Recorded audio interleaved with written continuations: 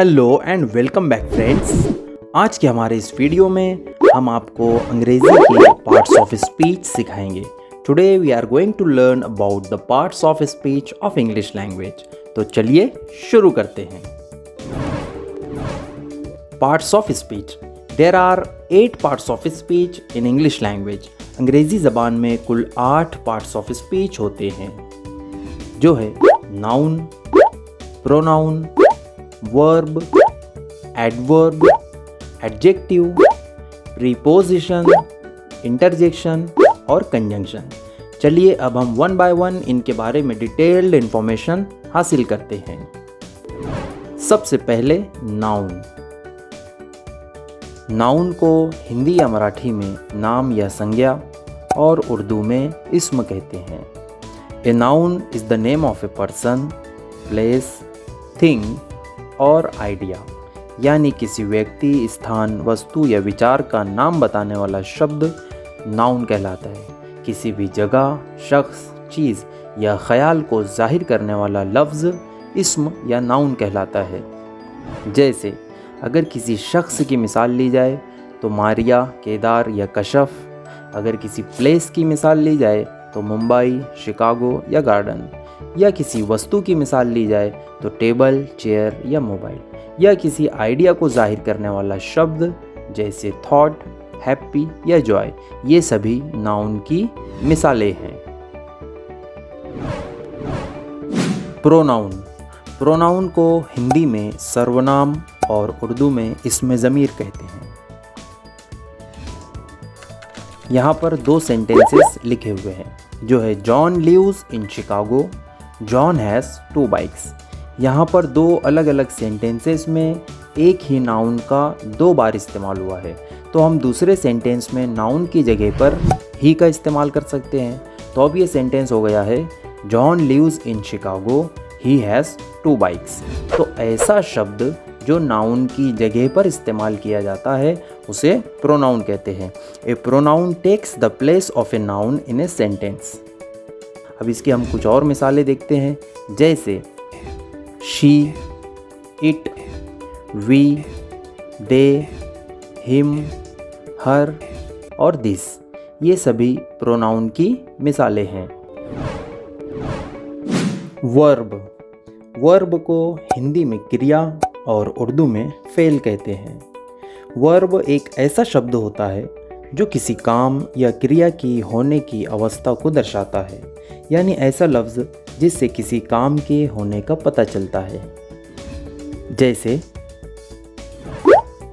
ईट खाना, लॉफ हंसना, डांस नाचना, स्विम तैरना, रन दौड़ना, वॉच देखना और ड्राइव यानी गाड़ी चलाना। ये सभी शब्द वर्ब को या क्रिया को बता रहे हैं। एडवर्ब। एडवर्ब को हिंदी में क्रिया विशेषण और उर्दू में मुताल्लिक फेल, ताबे फेल या सिलह फेल कहते हैं। एडवर्ब किसे कहते हैं ये समझने से पहले यहाँ पर एक जुमला लिखा जा रहा है, उसे देखिए।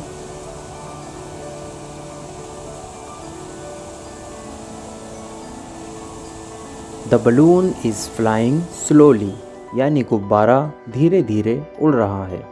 दूसरा सेंटेंस देखते हैं। The balloon is flying fastly, गुब्बारा जल्दी जल्दी या तेज़ी से उड़ रहा है। इस सेंटेंस में द बलून ये नाउन है, फ्लाइंग वर्ब है और लाल रंग से लिखा हुआ फास्टली ये एडवर्ब कहलाता है। तो एडवर्ब क्या है? What is an adverb? It modifies a verb and it tells how often, where और when about the verb। यानी यह काम या क्रिया को संशोधित करता है और उसके बारे में अधिक जानकारी देता है। अगर हम आसान अल्फाज में इसे देखें तो फेल के मुतालिक मालूमात देने वाला जो लफ्ज़ होता है उसे एडवर्ब कहते हैं। अब हम इसकी कुछ मिसालें देख लेते हैं, जैसे स्लोली धीरे धीरे, वेरी बहुत, ऑलवेज हमेशा, वेल अच्छा और टू यानी भी, ये सभी एडवर्ब की मिसालें हैं।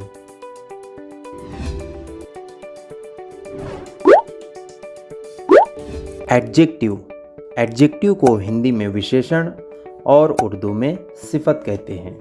Adjective gives more information about a noun और प्रोनाउन, यानी किसी नाम या सर्वनाम के बारे में अधिक जानकारी देने वाला शब्द।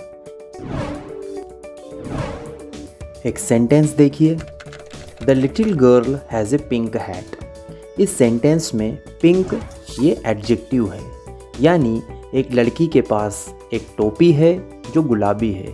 तो यहाँ पर नाउन की यानी हैट की सिफत गुलाबी रंग को जाहिर करने वाला लफ्ज़ पिंक है, इसलिए वो एडजेक्टिव है। चलिए एडजेक्टिव की कुछ और मिसालें देखते हैं, जैसे हैप्पी खुश, कोल्ड ठंडा, ब्यूटीफुल खूबसूरत सुंदर, टू यानी दो और पिंक यानी गुलाबी। इन तमाम एडजेक्टिव के शब्दों से हम अलग अलग सेंटेंसेस भी बना सकते हैं, जैसे the flowers are beautiful, the rotating star is pink, the emoji is happy, and we have 2 eyes, 2 hands and 2 legs, and the ice is cold. बर्फ ठंडा है। ये सभी मिसालें एडजेक्टिव की मिसालें हैं। प्रीपोजिशन, प्रीपोजिशन को हिंदी में संबंध सूचक अव्यय या पूर्व सर्ग और उर्दू में हर्फ जार कहा जाता है।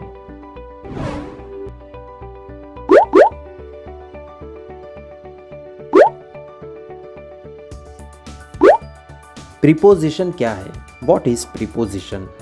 It shows the relationship of a noun or pronoun to another word. यानी नाउन या प्रोनाउन का किसी दूसरे शब्द या लफ्ज़ के साथ में संबंध बताने वाला लफ्ज़ प्रीपोजिशन कहलाता है। प्रीपोजिशन की कुछ मिसालें देखते हैं।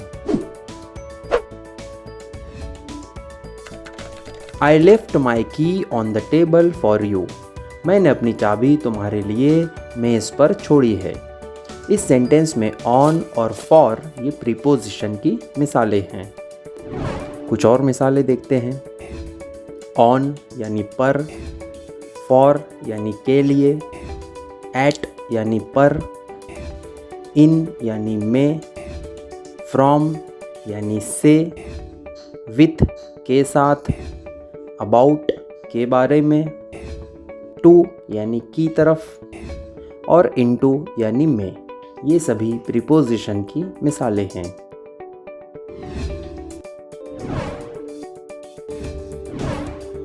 इंटरजेक्शन, इंटरजेक्शन को हिंदी में विस्मयादिबोधक और उर्दू में हर्फ फिजाइया या हर्फ इस्तेजाइया कहते हैं। इट इज़ ए वर्ड और phrase that expresses strong feeling और इमोशंस। ऐसा शब्द होता है जो किसी फीलिंग, इमोशन या जज्बात को जाहिर करता है।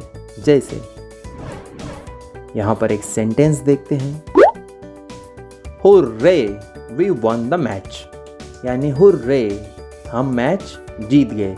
यहाँ पर बहुत ज़्यादा खुशी का इजहार हो रहा है, इसलिए हुर्रे इस लफ्ज़ का इस्तेमाल किया गया है और उस लफ्ज़ के बाद एक्सक्लेमेटरी मार्क या फिजाइया अलामत का इस्तेमाल किया गया है। इसी तरह की कुछ दूसरी मिसालें देखते हैं।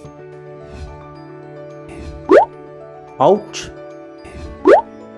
हे, oh, wow, yes, no, alas. These all words are the examples of interjection. Conjunction, conjunction को हिंदी में समुच्चय बोधक या संयोजक और उर्दू में हर्फ जोड़ या हर्फ रब्त कहा जाता है। As you can see in the picture that everybody is joining hands together.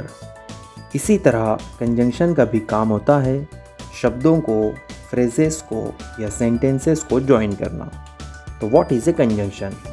It joins words or phrases in a sentence. For example, Irfan and Rahul are friends. इस सेंटेंस में एंड ये जो शब्द है ये कंजंक्शन है, क्योंकि ये दो लफ्ज़ों इरफान और राहुल को जोड़ने का काम कर रहा है।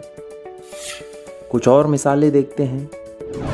एंड यानी और यानी अथवा या, बट यानी लेकिन, किंतु, परंतु, बिकॉज क्योंकि, येट अब तक या अभी तक, और सो यानी तो या सो।